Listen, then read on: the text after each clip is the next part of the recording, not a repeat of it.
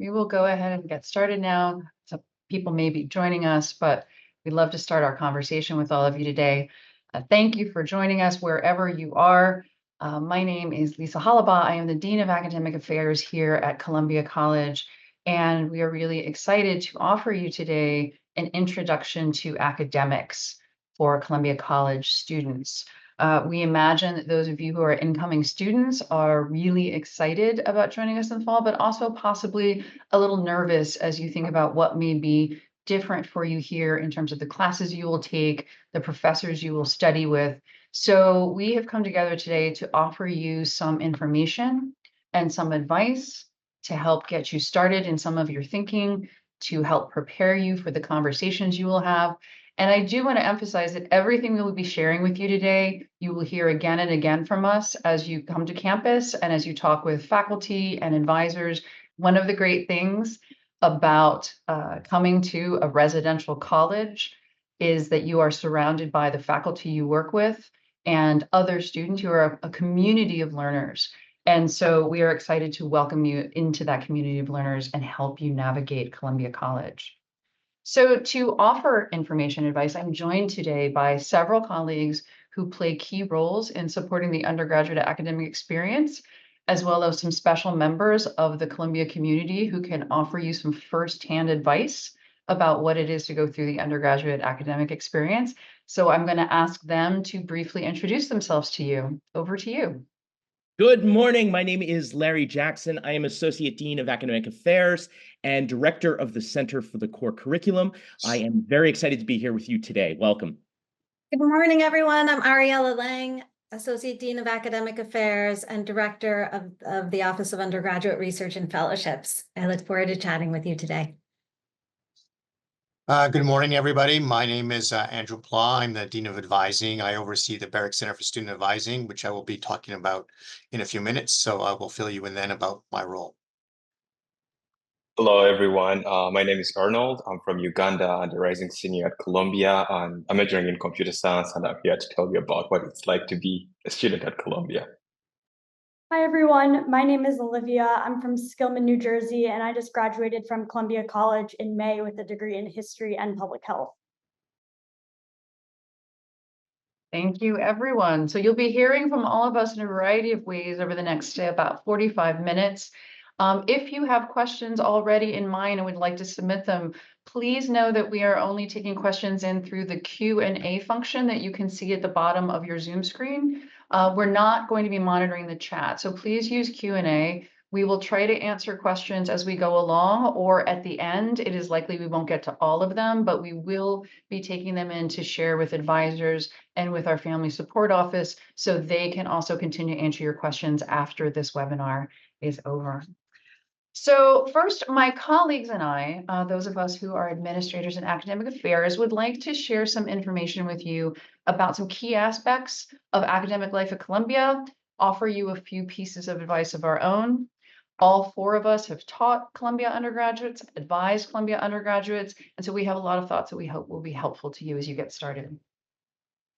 So I'll start. In my role as Dean of Academic Affairs, one of my chief responsibilities is to work with faculty and the academic departments to think with faculty about the courses that they are developing and offering, the way that they are teaching undergraduates and advising undergraduates, and to think with their departments about the programs of study that they offer. And when we talk about programs of study, we're talking about majors and minors, and in a few cases, special programs that you can learn about.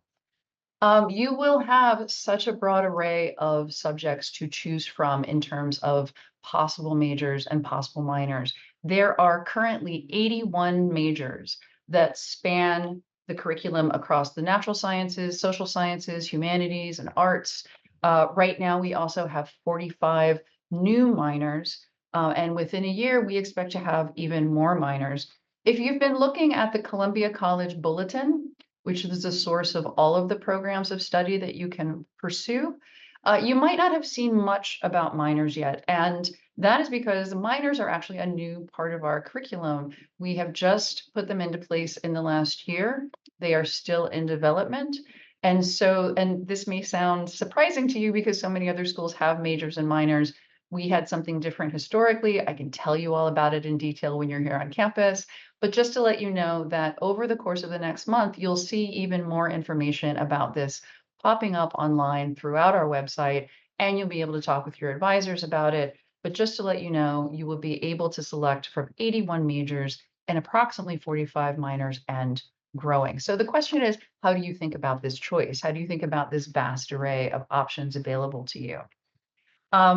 One thing to keep in mind as you think about what you want to study, in addition to the fact that you have some time to figure it out, but as you start exploring classes and talking to people about possibilities, I would encourage you to think about these courses of study as how they reflect you and the kind of thinker and worker that you are and the kind of thinker and worker you want to be.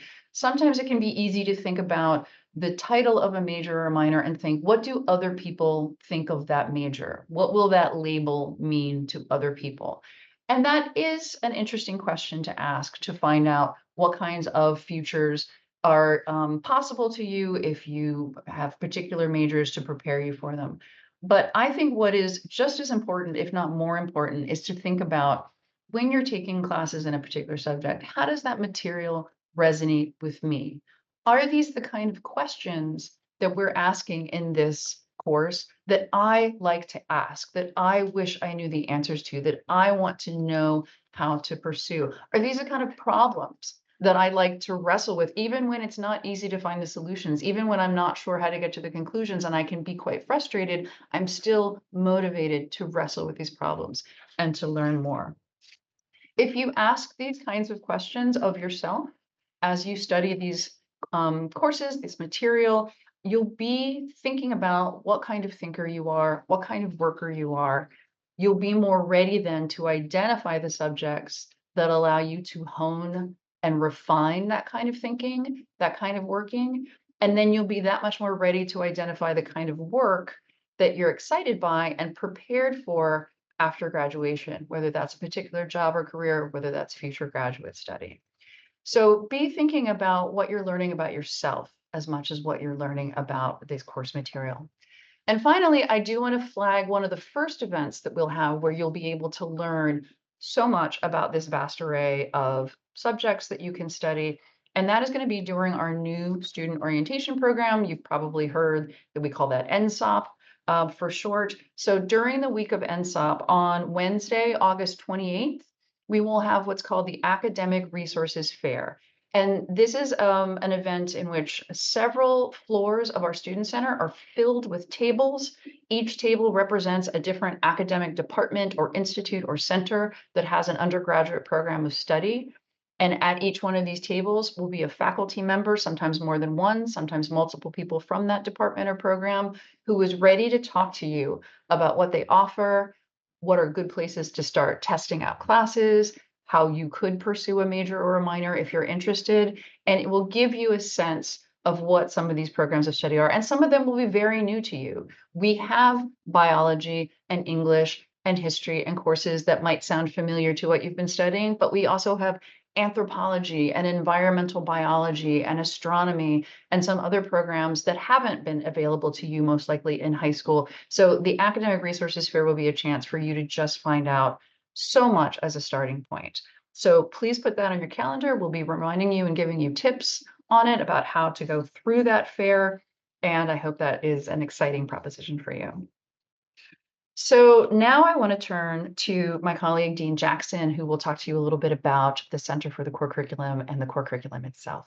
Over to you. Thank you so much. As I noted earlier, I'm director of the Center for the Core Curriculum. We are located in 202 Hamilton, so please feel free to drop by and pay us a visit at some point.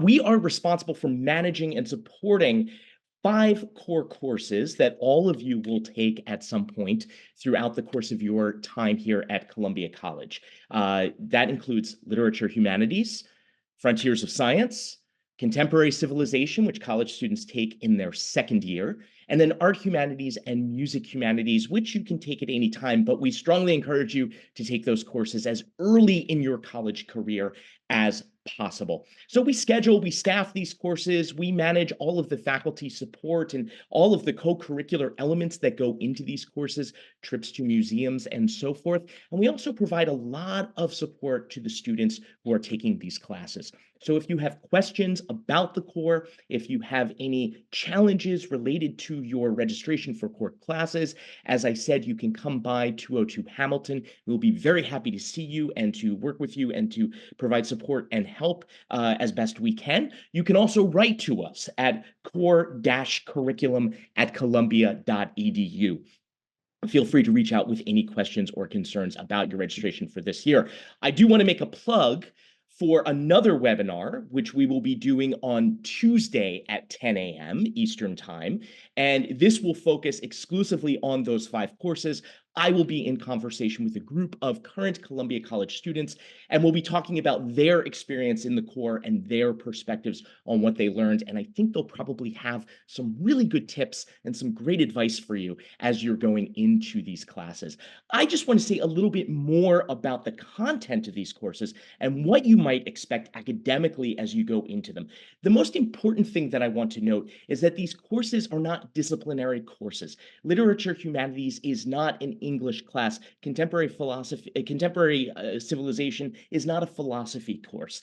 These are courses in which you are going to engage with stories, ideas, scientific discoveries, images, compositions, and the intent is to prompt you to ask big questions and to think about your experience, to think about the world that we're living in today, and to gain some perspective on the history of big questions and concepts like justice or the self or the nature of society. The most important thing that you can do as you go into these courses is to be present to one another. Columbia, so far as I know, is the only school in the world that has such an extensive core curriculum. And what this experience does is it gives you this common experience that all of you will have. All of the students in every other class at Columbia have had this experience, and everyone, all 53,000 alumni who have gone through Columbia have also had this experience of the core curriculum. So you become part of a community, and that community is not rooted in consensus or conformity. It's a community that is diverse and pluralistic, in which we have a range of perspectives and ideas. So come into these classes with an open mind, be willing to share your opinions, your ideas, your perspectives, and most importantly, your questions, and be open to the experiences and opinions of your peers, and be willing, in fact, to question some of your own assumptions and some of your own ideas in these classes. We're really excited to welcome you on campus, and I hope you will visit us or reach out to us. Again, we're located in 202 Hamilton, or you can write to us at core-curriculum@columbia.edu with any questions or any concerns. Thank you. Thank you, Larry. I see in the chat that you already have a fan club. You are a rock star. So, and he is. Everyone should come in and meet Larry Jackson when you get to campus. I would now love to turn things over to my colleague, Dean Lang, to talk a little bit about her area of undergraduate research and fellowships. Hi, everyone. So undergraduate research and fellowships is also located in 202 Hamilton. You're going to get to know Hamilton very well in your first year on campus. You can come visit us, or you can email us, ugrad-urf@columbia.edu.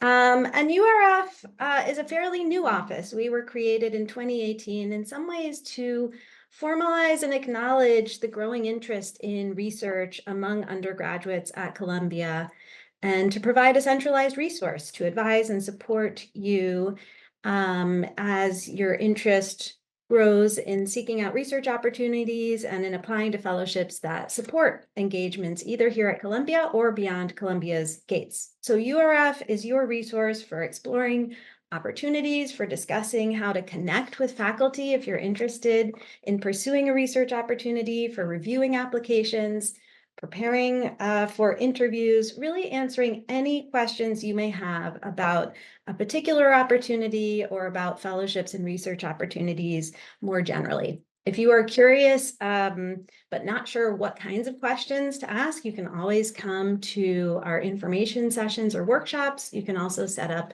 an advising appointment with us. I'll just chat very briefly here about a couple of the types of research opportunities that students engage in here at Columbia. One of those and a core component of URF are the scholars programs that we support. These programs range in size and in disciplinary focus, but they allow students to be a part of a community of undergraduates that are interested in engaging with research and knowledge production. And these programs provide a structure that allows my office to share with students the amazing research resources that a top research institution like Columbia has to offer. I want to mention in particular the Laidlaw Scholars Program, because you are eligible to apply for that. In fact, you can only apply to that as a first year at Columbia. And that is a program that's specifically geared to students in any discipline, regardless of your background in research. This Scholars Program provides you with funding in your first summer as an undergraduate to pursue research on campus, and then it provides you with additional funding in your second summer as an undergraduate to do something off campus. There are also opportunities to pursue independent research. So without that sort of cohort component, this research typically takes place over the summer as well, and we strive to create what I like to think of as an urban undergraduate research village where we allow students to engage with one another as they pursue their independent research projects. There are many other fellowship opportunities that you may be interested in, whether it's research, fieldwork, professional development opportunities. As a first, second, and third year student, these fellowships typically involve work over the summer. When you hit your junior and senior years, these fellowships will involve opportunities that generally focus on postgraduate life, things like the Fulbright, for example, or the Rhodes, or the Kellett, which is a Columbia opportunity. One initial piece of advice that I will give you, a lot of students worry that if they haven't done research in high school or before coming to Columbia, they are somehow behind. Others worry that they need to find a research project in their first week here on campus. In answer to that first question, I would simply say, do not worry. Most students haven't done research prior to coming to Columbia, and in any event, research at the undergraduate level looks very different from what students have done previously. And I would say the majority of projects for which faculty are seeking undergraduate researchers do not require a technical skill. You will get that training. Instead, faculty really want to work with people who are excited and curious about the topic at hand. In answer to the second concern, I would simply say that even if you really want to find a research project in your first week here on campus, my suggestion is that you hold off. There are so many new and exciting things to adjust to when you get here. You should consider waiting until at least your spring semester, maybe your first summer as an undergraduate, before you pursue a research project. I want to conclude by giving a shout out about a wonderful information session that will include advice about research resources and opportunities. It focuses on STEM fields. This is an event that will take place during the New Student Orientation Week, NSOP Week. It's called Sciences at CU. It will take place on Friday, August 30th. You'll see the session listed on your NSOP calendar. It's a terrific opportunity to meet faculty from STEM departments and to learn about research taking place in these departments. Thanks so much. Thank you, Ariella. And now I'm going to turn things over to Andrew Pla to talk a little bit about advising. Welcome again. First, let me, before I forget, to let everybody know there is going to be a more in-depth webinar about the Center for Student Advising next Friday. So hopefully you'll be able to attend that, and and then that session will go and give you much more information than I'm going to be giving you right now. In order to talk about the Barrick Center for Student Advising, I should talk a little bit about the advising structure at Columbia in general. The Columbia works with a combination of professional advisors centered in the Center for Student Advising and the faculty. The faculty will specialize in advising you about your majors or your minors. They'll guide you about research opportunities and talk to you about postgraduate opportunities after once you complete your degree. Every department in the arts and sciences has a director of undergraduate studies, a faculty member who plays that role, and that person will guide students through their major. The Center for Student Advising will provide you advising around the major. And there's a lot of different questions that come up that students have, things like, nuts and bolts questions about registration, course selection. They'll have questions about how to connect to resources at Columbia. So we will guide them to how to connect to the Center for Career Education, to undergraduate global engagement. We're basically here as your first point of contact for any questions you might have that have an impact on your academic life here. And almost everything will have an impact on your academic life. So we will often be handling questions about, how to manage your roommate, how to connect with faculty, how to basically plan your summers. What's the balance that you would want to achieve? One of the other offices I want to mention, or one of the units within the Center for Student Advising, is a pre-professional office.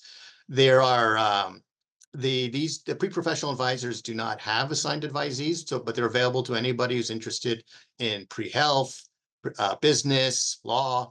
They're there to advise students about how they want to plan their schedule while they're here, and ultimately how to apply to these different programs.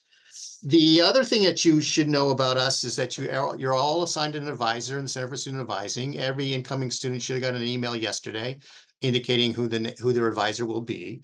The advisors will in turn follow up next week with a more in-depth email about their own availability. So look for that in your Columbia email account.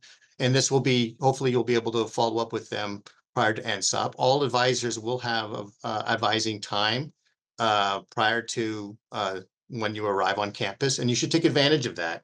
You should talk to them as soon as you can about your plans. Now, my one piece of advice for you in the initial conversation is you really should be focusing mostly on your first semester.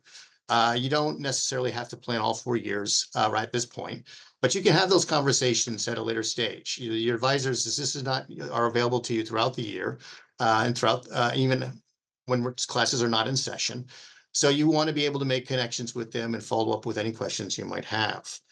And the other thing, I guess, in terms of the advising staff is you want to make sure you are honest with them, forthright. You want to be able to, there's no shame in asking for help. There's no shame in seeking advice. If you have any kind of question or facing any kind of problem, you should always be talking to your advisor in the Center for Student Advising. We're here to help you, to guide you, and ultimately we're here to be a key factor into your ultimate success at Columbia. We take great pride in seeing you come in as a first year and seeing you graduate in 4 years. It's a wonderful thing for us to see you grow and develop over the span of time. And and that's actually, one of the key rewards of our job is actually seeing you grow and develop as a student.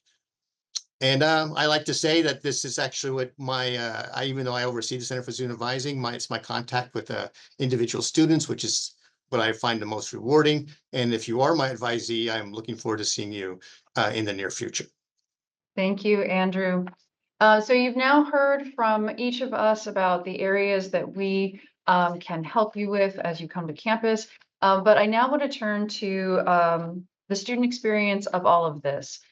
We have the benefit of having a rising senior as well as a recent graduate. So we have the benefit of hearing from people who can tell you not only what it was like their first year as they made the transition into college, but also how things developed along the way so that you can get some sense of how the beginning does have an arc to it that will follow. So I'm going to invite Arnold and Olivia to turn on your cameras and join us on screen. And each one of we administrators is going to take turns asking you questions, and I get to start. And I had the chance to talk with you both recently, and we talked about some of the adjustments that you had to make when you started at Columbia. You were both naturally very strong students in high school, so it must have felt very unusual to suddenly be in an unfamiliar place that didn't necessarily follow the same kinds of patterns and have the same kinds of work expectations that high school did. So can you describe for us some of the kind of adjustments that you did have to make and how you adapted? And Arnold, I'm going to ask you to start, please. Yeah, so I'm from Uganda, and I'm coming into this new country, you'd say, and I have to adjust to a lot. So my adjustment actually started from the airport where I needed to come to school. I was stuck at the airport, and everything in America was moving so fast. And you'll find at Columbia that students are very, very smart. So some students start off like ahead of others.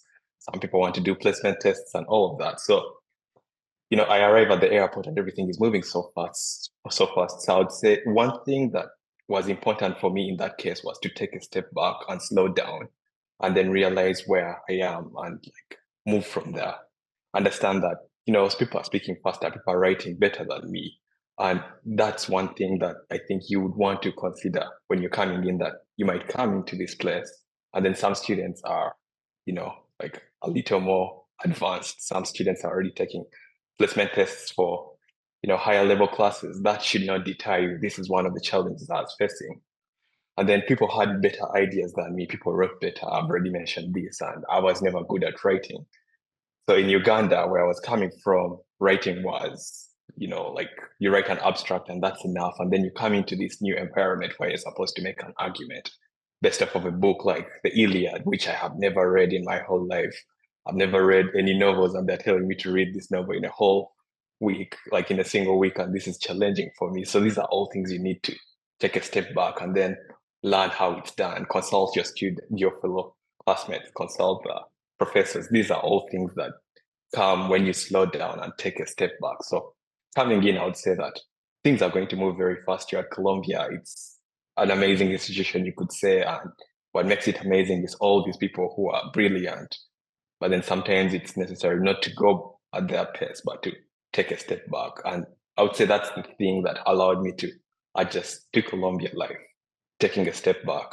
And like this, I think this should be the thing you take away from everything I'm saying right now is no matter what challenge you're going to have to make this adjustment of take a step back and then understand where you are right now and how you're going to navigate this challenge.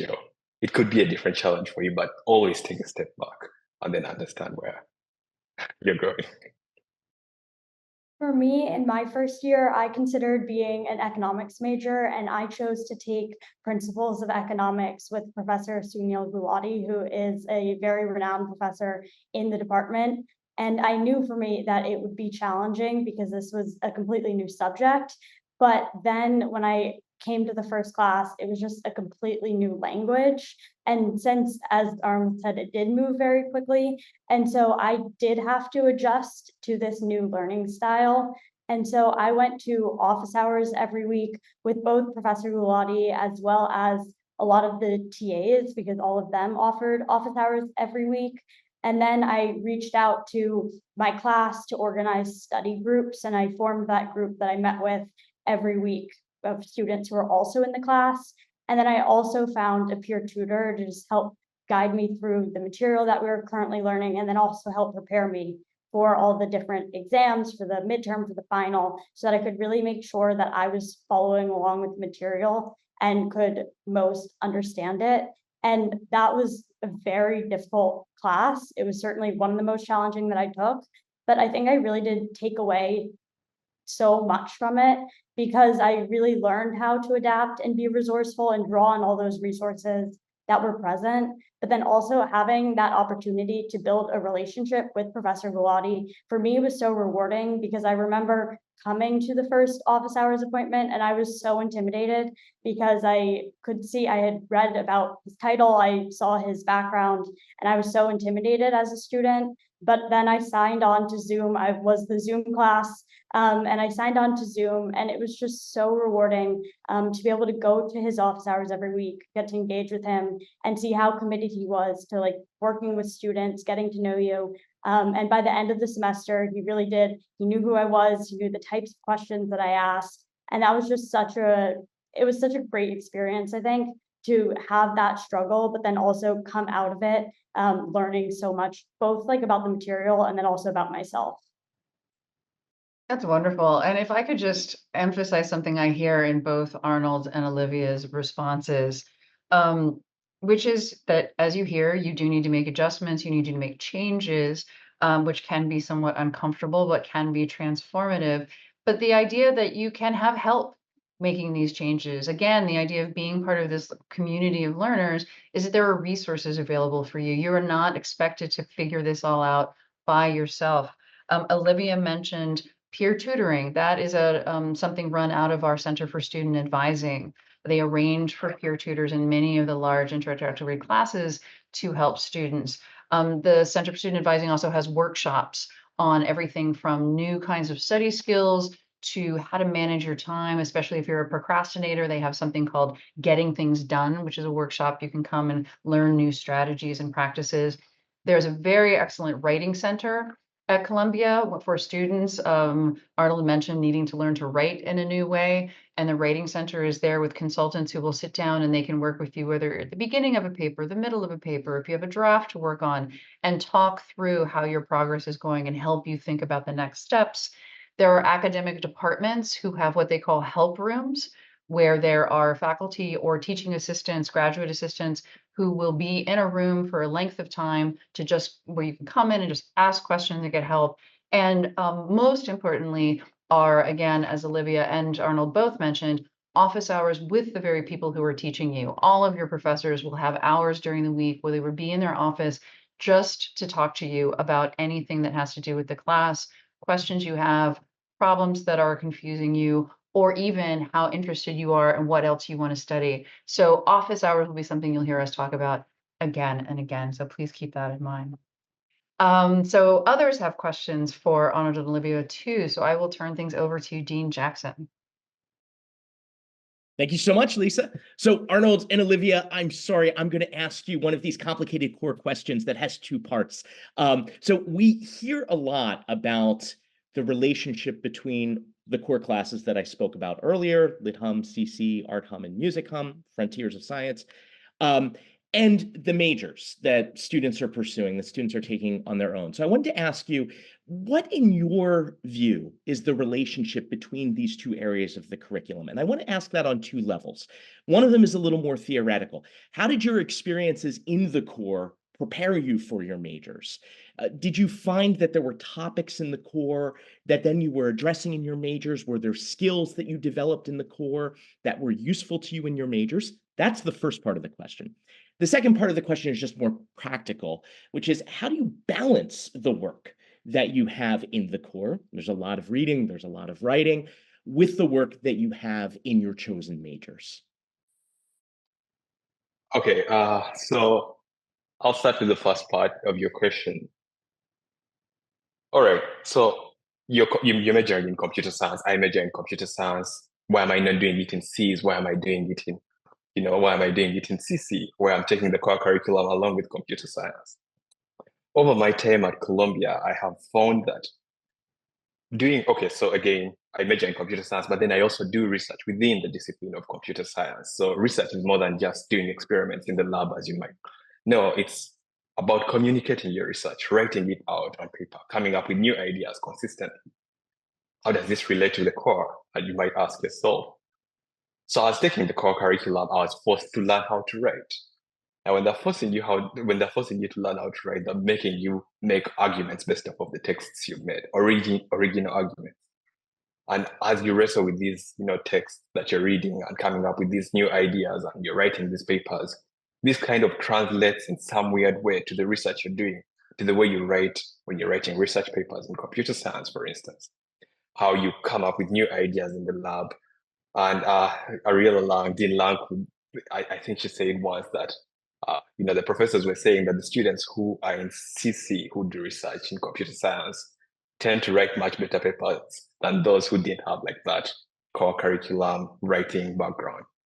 So I would say it's necessary to have this, interplay between like the core curriculum, forcing you out to write things that are related to computer science, and then having computer science.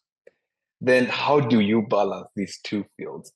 I don't like to think of them as separate. So the way I approached them was to come up with new ideas for essays. I used to get ideas from like my computer science classes and then just fit them in some weird way into like an essay trying to analyze the Aeneid or something related to like how Patroclus and it's some weird interplay you can bring. It's this weird connection you can always come up with. These two disciplines can always communicate with each other. And this is something that it's you who can do it. It's just your unique thing, that thing that you care about. You can always mix it with the core curriculum. So you could say you can treat them separately and balance them, or you can, as I'm saying, have them work together to like complement each other in anything you're doing. Echoing Arnold, I would certainly say that the writing and analytical skills that I developed through the core curriculum certainly provided that foundation for the higher level history seminars that I was taking. But I think in my junior year, I had such a meaningful moment where I was seeing the ideas from the core curriculum intersect with the history work that I was doing, particularly when I was researching and writing a term paper about deaf women's fight for century. I was reading all of their speeches, all these publications across all of these allusions to the philosophy that we're reading in contemporary civilization, and especially that of Plato and Aristotle, that before that moment, I had really seen isolated to contemporary civilization. I didn't really see it, how it applied to my history work. But then I was seeing all these references that ultimately provided then the foundation for the argument that I made in that paper. And it really showed me how that philosophy and the ideas from the core really did connect to these more specialized studies that I was doing across my major. In terms of balancing the work from the core with my major, like Arnold, I didn't see them as two separate areas that I had to do. I saw them both as part of the tasks that I needed to complete. And so I came into Columbia as a slow reader. And so one of my strategies was really being purposeful about my registration, especially in my first couple of years, where I would mix the types of homeworks that I was doing in class, whether that be like some reading heavy classes, as well as some classes with problem sets. And then also I was very purposeful about creating study schedules every week, checking off tasks from my list to really make sure that I was keeping up with all of those assignments. Larry, how would you answer your own question? How do you advise students on how to balance workload and how to think about the reading for the core? That's great. Thank you so much. Let me begin actually with a little bit of good news for everybody who is out there, because we had a question about this in the Q&A, which was about summer reading. So there is no summer reading for literature humanities this year. So that is something that has changed this year. You will arrive on campus. You will hear from your Lit Hum instructor, and you will find a coursework site. This is a learning management system that we use at Columbia.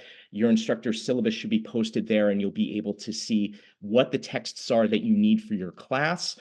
Those texts will be available in the Columbia University bookstore. They will also be available if you need to borrow a book. We have options also through the Columbia libraries, and that's something that you can reach out to the Center for the Core Curriculum about if you are interested in that. And again, our email is core-curriculum@columbia.edu. But there's no summer reading.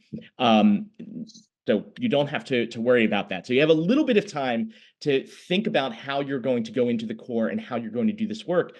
And I think a couple of things that really strike me in Arnold and Olivia's answers is that this is partly an exercise in self-knowledge. You know, the history of philosophy in the West begins with Socrates saying, "Know thyself." That this is, you know, what we're trying to do in the core is partly to understand ourselves. And some of that means understanding how you work as a thinker, as a reader, as somebody who does work. So if I would recommend, take your time with the readings, give yourself plenty of time. If there's a particular time of day when you're especially good at reading, try to reserve that time of day to do the work. You will develop your own system for annotating texts. If there's a way that you really need to mark a text so that you know there are passages you want to go back to because you didn't quite understand them, or you want to unpack them a little bit more, you're going to learn those sorts of things about yourself as a reader and as a learner. So be attuned to yourself, be attentive to the kinds of practices that seem to work really well. There is no expectation that you will go into a core class and have these big ideas and these large overarching theories about everything that you have read.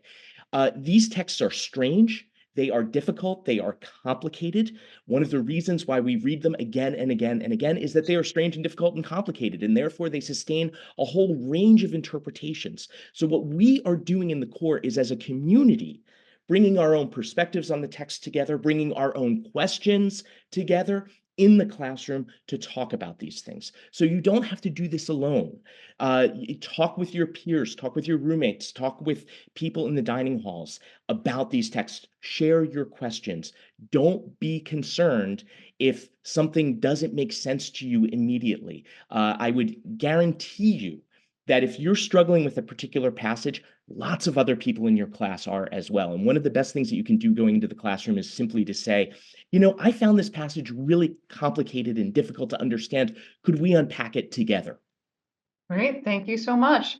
Our time is zooming by, so I'm going to turn to Dean Pla because we've been talking about the core, and as we've said, it's not necessarily a completely separate experience from majors, but there is the question of how to select a major. So Dean Pla. So my question for Olivia and Arnold is really about, how they came about settling on their major. So we have a lot of students, and I'm sure you might have been one of them at first, who came in with a very determined idea about what they want to do. Students, when they apply to Columbia, indicate 3 different programs, and their first choice program is often what they intend to do when they come. But we find a lot of students over time change their ideas, develop different ideas. So I really want to learn from both of you what your process was. How did you go about finding your major? What resources did you utilize? And ultimately, how satisfied were you with your choice? I went through so many different ideas when I was choosing my major. In my first year, I actually changed twice in my first semester. I began thinking I would be a political science and economics joint major with a theater double major. Then I switched to political science and theater double major, economics and theater double major. Then I was a history theater double major. That's where I landed on sophomore year. I did that for a full year, ultimately landed on history and public health by my junior spring.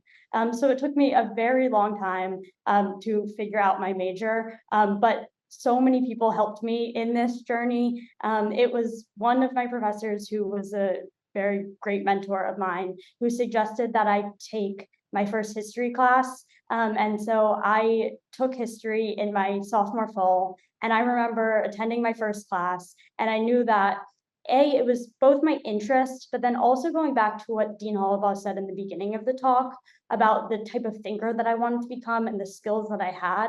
That was the major that really fit that type of thinker that I wanted to become. And then junior fall was when I registered for my first public health class because it really fit the internship experience that I was developing and my more professional goals that I had started to crystallize. And so that is what inspired me to ultimately switch from theater to public health.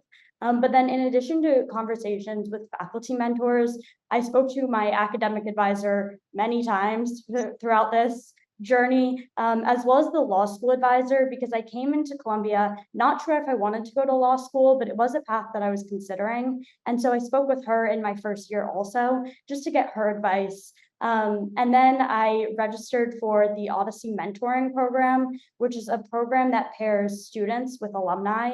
And so I met with my alumni mentor several times throughout this journey to really speak with him about my developing interests, and he guided me along my major path. And so it was several different people who helped crystallize my major, but I ultimately loved what I ended up with. I think it was the perfect area of study for me, although it did take quite some time. Yeah, I think it's the same thing for me.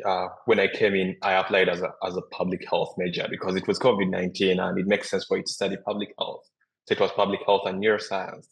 And I arrive here and I'm taking the classes and I don't really like the classes. And then I get advice from a student who had majored in computer science and biology, and he had graduated and he was my role model. I wanted to take the exact classes he had taken. And then I tried to take them and I realized that I was not interested in them. And then I spoke with one of the professors for advanced programming, Jay Woolley. I think if you're majoring in computer science, you have to get taught by him. And he told me, Arnold, you don't want to spend the 4 years of your undergraduate just checking off requirements. Explore around, like take classes in other departments. And that's when I started on this path of let me take the classes I really care about. And then, I meet my professor for the first summer. Carl Mondrick, who was advising me, he told me, major in computer science, it's applicable in this field and in this field and this field. And then I start taking computer science classes. And then I meet Professor Ruben Gonzalez. You will have to take a class with him if you're taking Frontiers of Science in CC. And he tells me, come to my lab and see the research we're doing. And then I start wanting to major in biochemistry. So it's all these professors telling me about their research and the things that are cool about it that made me realize that, okay, I want to take this path.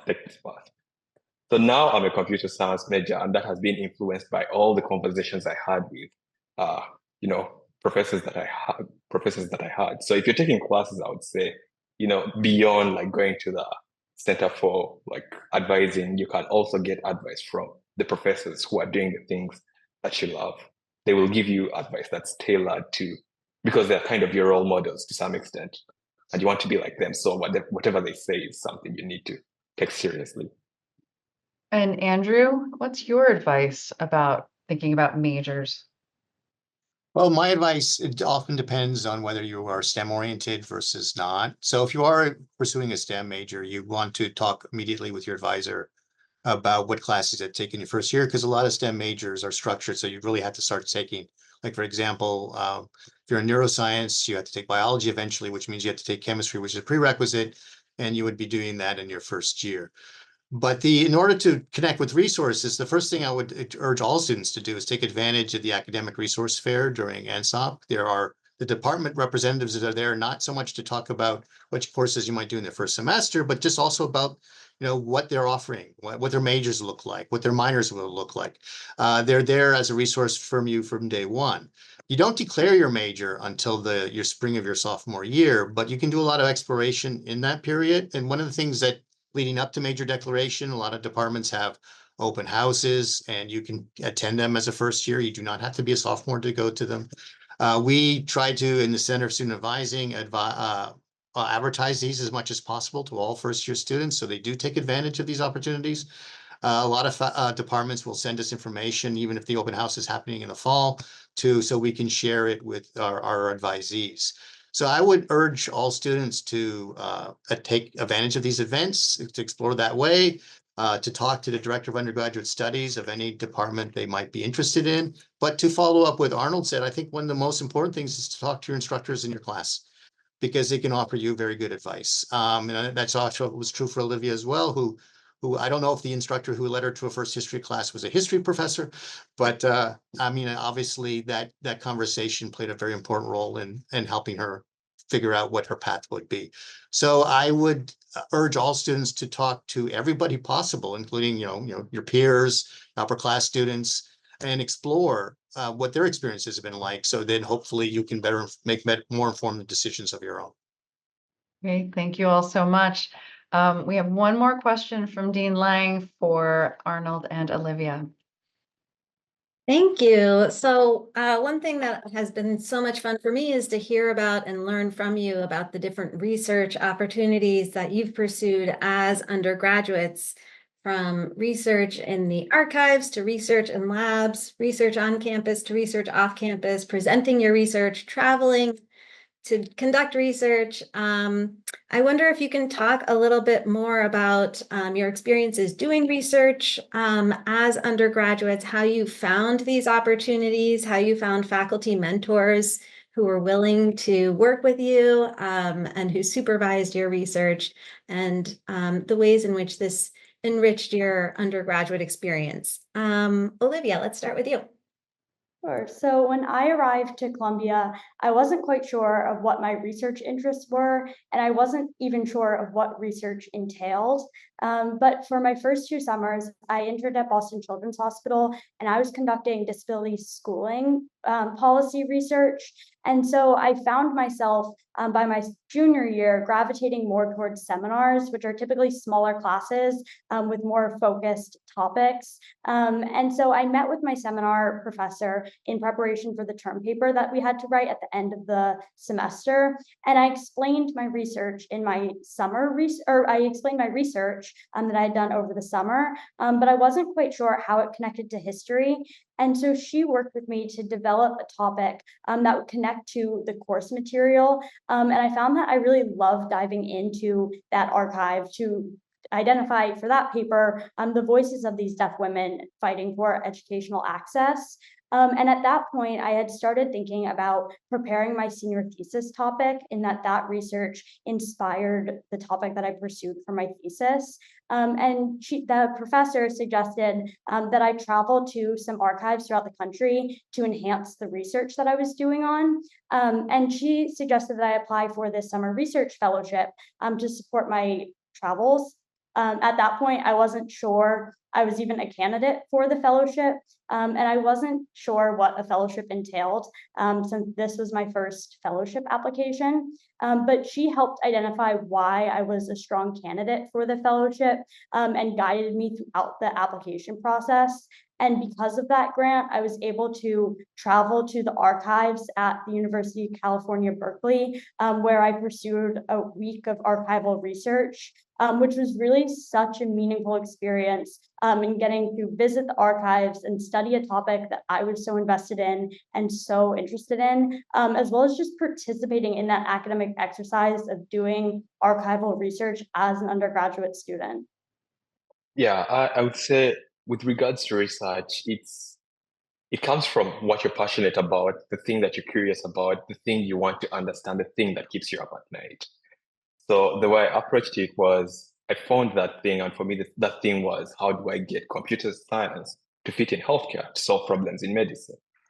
And once I identified that thing, I called, emailed as many professors as possible, and I told them this thing that I cared about. So in so many ways, this is what you're supposed to do. Identify that thing you're passionate about. You're probably not good at it because there is so much growing to do along the way. But as long as you can communicate how passionate you are about that thing, you have to communicate how you show that you're passionate about it. Like you tell the professor you've been stuck on this problem for this long, and that you've been working on it and everything is not working, and they're the only one that can help you, and it's like you're coming to them and they're the ones to solve your problem. So because these professors are very busy, they want to see a student who really cares about the thing they're going to work on, not someone who is looking for like an experience, someone who is going to wrestle with the problem over a long period of time. So then I would say that when you think of research, it's you're at Columbia, people are winning Nobel Prizes around the corner. It's crazy to think about. So these people are doing research, they're seasoned researchers. And when you think of research, it's different from like getting good grades. And it's important to get like good grades and have a very high GPA. No pressure, obviously, but research is more about this thing that you're wrestling with. When you go to class, you're trying to, you could say, understand what has been given to you. Research is more like going beyond what has been given to you. So what I'm saying here is sometimes research can stem from what you've studied from class. And what you've studied in class is what lays that strong foundation for how you do research. So I would say like when you're diving into research, we're talking of how long you have to wait before you do research. It's more like, don't just jump into things. Just getting back to what I said at the start, always take a step back, right? And sometimes taking the step back means, let me get a solid foundation in chemistry before I join the chemistry lab where I'll do research. So the good thing with research is it allows you to communicate more about yourself than just your transcript. Your transcript says you got A, B, whatever. And research says, I have done this thing. I presented it at a conference, and all these people know me because I did this thing or whatever. It's important to go beyond what your grades say about you. That's how I can end it. Then like having mentors, is important. And one way of having mentors is doing work with them, right? Doing research with them. Since they're professors, they are always wrestling with questions.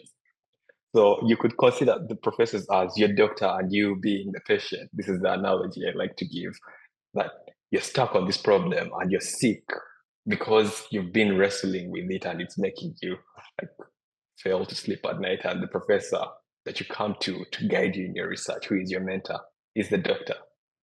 So like, just think of research in that way. I've given you so many dimensions to think of research. And Ariella, do you have advice on when students should start thinking about this as they enter Columbia? As I said earlier, I think it's great to come to campus, to adjust to campus life. There's no rush when it comes to finding research opportunities. And really the start to that is what you've heard a few times today. That is talking with faculty, connecting with people, who do research on topics that you're curious to learn more about. Faculty love talking about what they love, so going to talk to them about their research is something that they find deep pleasure in and enjoy doing. I would also say that, Columbia is a community that you're joining. Arnold mentioned cold emailing. You can reach out to faculty, both who teach undergraduates, but also in the professional schools that are part of the Columbia network. So undergraduates very often find research opportunities in the medical school, in the law school, in the School of Public Health, in many of the graduate programs at the university. I want to give a particular shout out to two resources that may be useful to you as you think about research opportunities. One is the Undergraduate Research Symposium. It's a poster symposium. It takes place on homecoming weekend, family days. So if there are family members on this call, you can stop by this event as well. And it's where undergraduates share the research that they have undertaken during the summer. This can be really useful for first-year students because you can see the kind of research students have engaged in, the faculty members that have worked with these students, the places where this research has taken place. And the other resource I want to share with you is on the URF website, urf.columbia.edu. We have a near-peer advising resource as well as an undergraduate research blog that our near-peer advisors manage and write. And it has all sorts of tips and advice about pursuing undergraduate research. One of my favorite blogs on that website is called The Art of the Cold Email, and it gives you the lowdown on how to connect with Columbia faculty. So I hope you'll check out those resources. Back to you, Lisa. Thank you. We are fast coming up on time, and I think that we've actually been able to manage to keep up with a lot of the questions in the Q&A. If we have not gotten to your question, please don't hesitate to talk to your advisor. If you're a student, you'll be meeting your advisor very soon. If you are a parent, family member, please feel free to connect to our Office of Family and Student Support. The last thing I will do, I'll invite everyone to come back on camera, but I'm actually going to turn to Arnold and Olivia and just ask what last piece of advice you have as people who have been through your undergraduate education at Columbia for these new students. What would you say as your last piece of advice? So this is some advice that I received in my first year, and I don't think I completely took it to heart. But certainly it was hard for me to think about not needing everything to come into place right away in my first year, even in the first semester. I think I came in as somebody who wanted to know exactly what I was doing, who wanted to have all 4 years mapped out. And I changed my mind so many times. And I think just being okay with changing your mind and knowing that things will fall into place is really the advice that I would give, because I really did need all 4 years to let that come to fruition. Even in my senior fall, I did not know what I was doing. I had so many different thoughts about my future plans, and I think I really did need all of that time to figure out my goals, where I wanted to go, and then allow myself to learn more about myself. Yeah, so I'll echo Olivia's answer. It's just time that you need. And for me, this was the advice I was recently given from my professor. You're walking into this environment and you're terribly ambitious and you want to do all these things. But sometimes to get all these things done, you need to take a step back. This is something I've been saying this whole entire time. Take that step back, right? And this is the quote he gave me. To go fast, you need to go slow. You need to take a step back. If you're stuck on a chemistry problem, slow down and try to figure out why. It's this important thing that the 4 years are this period where you're going to have ups and downs, and that's going to happen, whether you like it or not. But just take it a step at a time, and it's going one step at a time, and it's going to be the best 4 years of your life because you need the 4 years. Thank you both so much. I don't think any of us on the call could have said that any better than Olivia and Arnold just did. We hope this has been helpful to you. Again, we will all be here to welcome you very soon. Please remember again that there is a more detailed discussion of the core curriculum with Dean Jackson next Tuesday, a more detailed discussion of advising with Dean Pla next Friday. We are excited to welcome you to Orientation Week very soon. And we are all here to help you in order to watch you, as Dean Pla said earlier, flourish and succeed. So again, thank you for joining us today and have a great weekend ahead and see you very soon.